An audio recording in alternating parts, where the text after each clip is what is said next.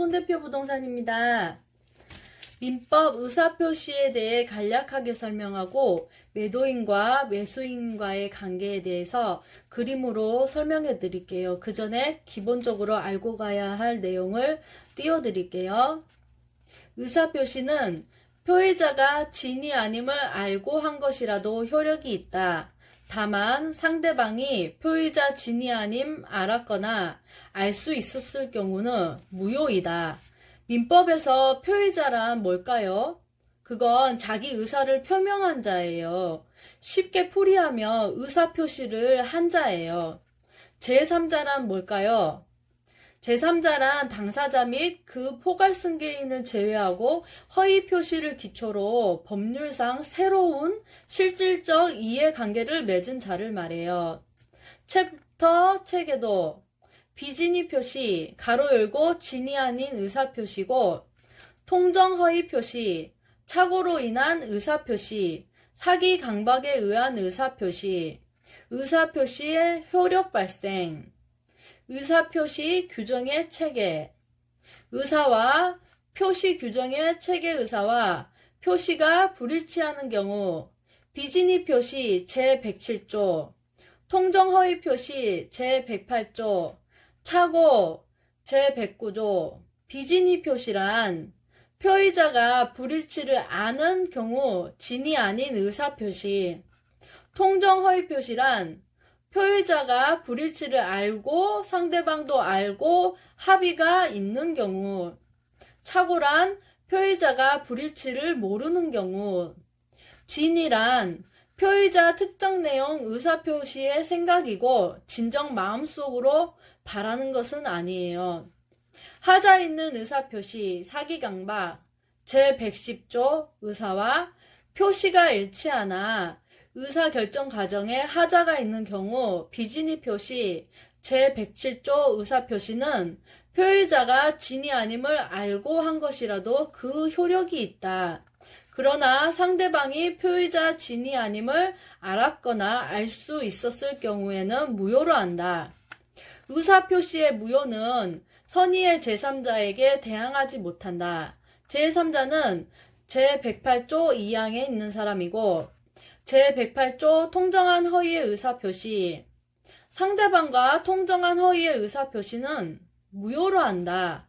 제3자에 해당하는 사람으로는 의사표시 무효는 선의의 제3자에게 대항하지 못하고 제3자로는 가장채권 가압류한 자, 가장매매 저당권 취득한 소유권 취득한 자, 저당권 설정받은 자, 등기 경료 받은 자, 경락받은 자, 대금채권 양수인, 파산송고, 파산관제인, 보증인, 목적부동산 다시 양수한 자, 제3자에 해당 안 하는 사람은 채권 가장 양도, 채무자 당사자, 상속인 회사 허위 표시, 법인 가장, 제3자를 위한 제3자 가장, 수익자, 상속자, 통정 허위 표시, 본인 가장, 후순위 저당권자, 손해배상 청구권, 양수인, 가장 양수인, 일반 채권자, 채권 양수인, 채권 압류인, 전부 채권자입니다.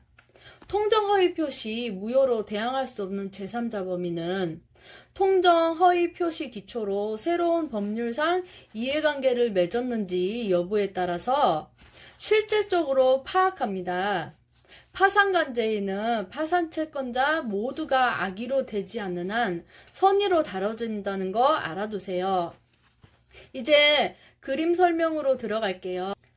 하급 통정 허위 표시에 대해 설명해 드릴게요.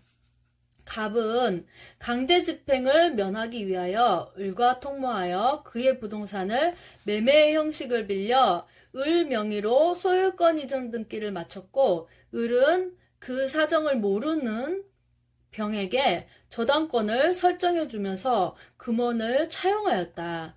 옳은 지문만 설명해 드릴 거예요. 진정 소유자 갑에게 왕관으로 표시하고 저당권자 병은 돈 받을 사람이니까 은행이라고 생각하시면 쉬워요. 그래서 초록색으로 이렇게 돈 표시를 해놨어요. 그렇게 표시하고 푸시면은 좋거든요. 이 사건의 경우 갑이 돈을 빌려놓고 안 갚아서 자기 명의의 건물이 경매 들어갈까봐 남의 명의로 등기를 한 경우예요. 갑과 병이 나중에 소유권 가지고 다투게 되는 상황이 일어났잖아요. 갑이 빡쳐서 명의만 옮겨놨는데 이 미친 것이 자기 마음대로 갑 거를 팔아버려가지고 그 돈도 같이 당했는데 손해봤는데 병만 보호를 받아요. 키워드는 통정허위 표시 효과예요. 1.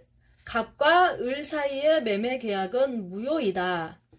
통모라고 문제 지문에 써져 있고 통모는 무효계약, 무효등기예요. 2. 갑은 을에게 진정명의 회복을 원인으로 한 소유권 이전 등기를 청구할 수 있겠죠. 3. 병이 과실로 가장매매 사실을 모른 경우 병의 저당권은 보호가 되죠. 제3자는 보호가 되거든요. 사건 지문에 보시면 그 사정을 모르는 이라고 써져 있죠. 제3자는 보호가 돼요. 선이었을 경우에도 그렇게 보호가 되거든요. 4번. 병의 저당권 실행으로 갑에게 손해가 발생한 경우 갑은 을에게 부당이득금 반환을 청구할 수 있다. 저당권 실행은 경매 들어간 거예요. 그 뜻이거든요. 갑이 돈을 안 갚으니까 병이 경매를 들어가서 갑이 목적물의 소유권을 상실했으니 갑이 을에게 손해배상 청구를 할 수 있는 거예요. 5. 병의 저당권 실행으로 제3자가 부동산을 매수한 경우 갑은 을에게 부당이득금의 반환을 청구할 수 있어요. 병의 저당권 실행, 즉 경매가 들어가서 목적물의 소유권을 상실한 갑은 을에게 부당이득 반환을 청구할 수 있는 거예요.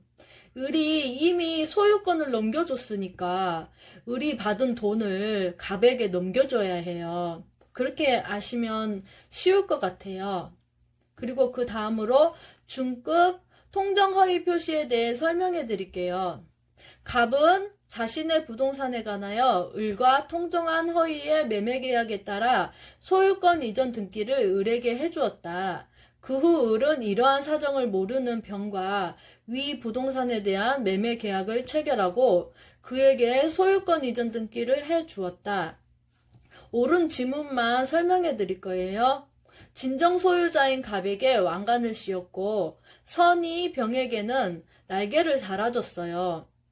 선이 연결된 관계들은 하이픈으로 표시했어요. 선이 연결된 관계들이요. 키워드는 제3자예요. 1번 갑과 을은 매매계약에 따른 채무를 이행할 필요가 없다. 왜일까요? 왜냐면 무효계약 무효등기니까요. 둘이 짜고 친 가짜라서 돈이랑 물건을 서로 이행할 필요가 없죠. 주고받을 필요가 없잖아요. 2번 갑은 병 상대로 이전 등기의 말소를 청구할 수 없다.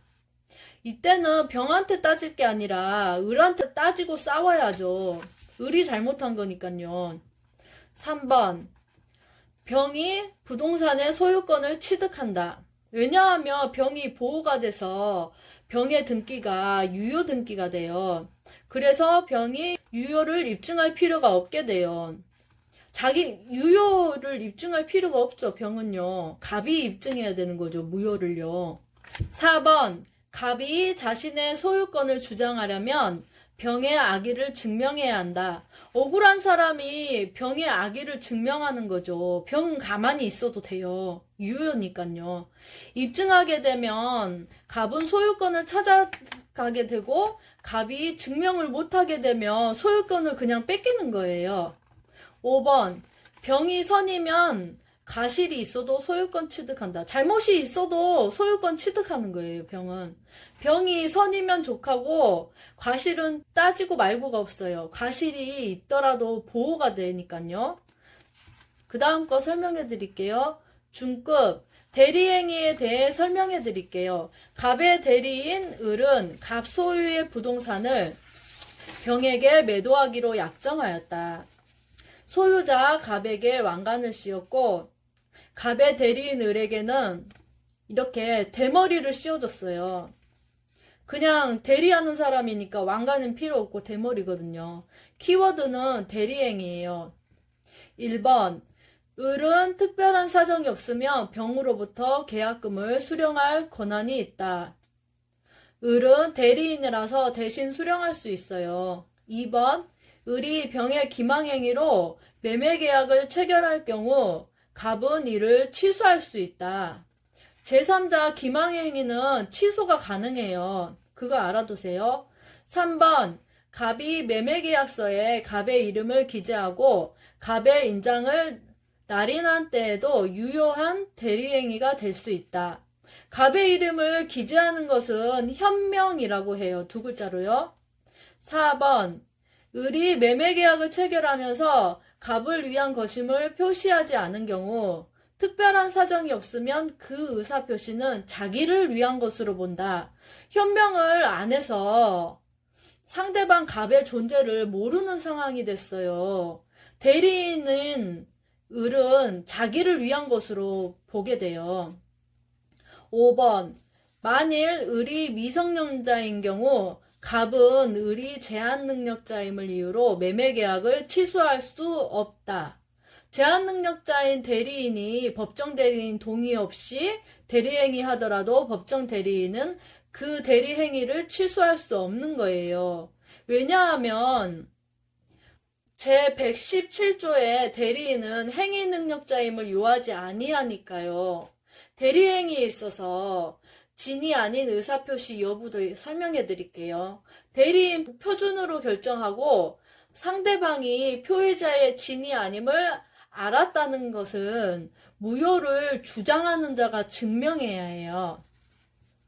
그리고 진이 아닌 의사표시는 상대방과 통정이 없다는 점에서 통정허위와 구별이 된다는 점도 알아두세요. 그 다음 거 설명해 드릴게요. 중급, 중도금 해제권에 대해 설명해 드릴게요. 갑은 자신의 X토지를 을에게 매도하고 중도금을 수령한 후 다시 병에게 매도하고 소유권 이전 등기까지 격려해 주었다. 키워드는 대리행위예요. 전 시간 영상에도 설명을 이중매매에 대해 해드렸는데요. 이거랑 비슷해요. 이중매매에 관한 사건이 일어나면 이중매매는 항상 배임의 적극가담을 잘 살펴보셔야 돼요. 이 말이 없다면 유효한 유효계약 유효등기예요. 1번 특별한 사정이 없는 한 병은 X토지의 소유권을 취득한다. 왜냐하면 이중매매는 사기가 아니니까 충분히 할 수 있는 행위란 거 알아두세요. 2번 특별한 사정 없으면 을은 최고 없이 갑과의 계약을 해제할 수 있다. 을은 중도금까지 지급했는데 갑이 이중매매를 했으니 갑이 추인할 건지 말 건지 묻지 않고 최고 없이 계약을 해제해요. 3번 병이 갑의 을에 대한 배임행위에 적극 가담한 경우 을은 병을 상대로 직접 말소 등기 청구를 할 수 없다. 계약은 무효가 되고 대신 갑을 대의해서 말소 등기 청구를 할 수 있지요. 갑과 병의 계약이 사회질서 위반으로 무효라면 병으로부터 X토지를 전득한 선의의 정이라도 그 소유권을 취득할 수 없어요. 저번 시간에도 말했듯이 왜냐면 무효등기가 돼버려서 그래요. 5번 만약 병의 대리인 무가 병을 대리하여 X토지를 매수하면서 갑의 배임행위에 적극 가담하였다면 그러한 사정을 모르는 병은 그 소유권을 취득하지 못한다. 배임행위 적극 가담이 절대적 무효였잖아요.